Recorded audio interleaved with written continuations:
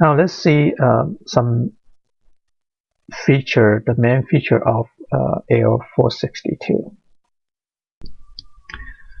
The AL462 supports 32-bit data input and output, or it can be used as if a dual 16-bit data input output of FIFO.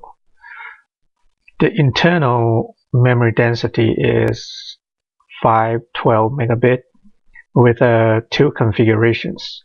One is 16 megabits by 32 or dual 16 megabit by 16, and it can be selected by pins, and it can do 9.6 gigabit per second simultaneous data read and write throughput.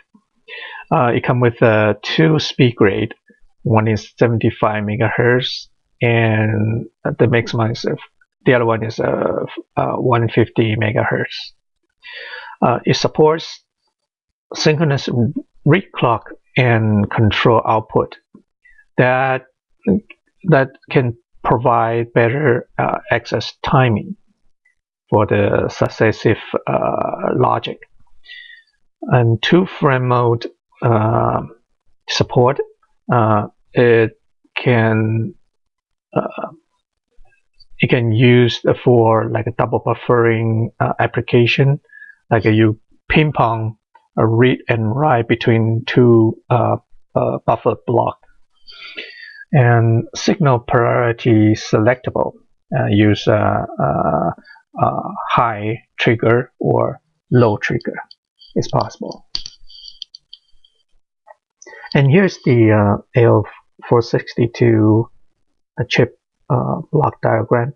As you can see, there is an input buffer that has data input, 32-bit data input port, and in the middle it's 512 megabit memory cell, and the output side it also supports 32-bit I/O data. And on the right side there is a WCLK, write clock, write reset, IE, WE, and frame select. On the read side, there's a corresponding signals. On top of that, there is a output read clock and read enable, and so on. And there are some internal control logics. Here are some facts about AL462. The AL462 is the world's largest FIFO with 16 mega by 32-bit bus width capacity, and it's good for 4K, 2K, Ultra HD frame capture. And 4K, 2K frame is about 8 megapixel, so the AL462 can store about 2 frame 4K images.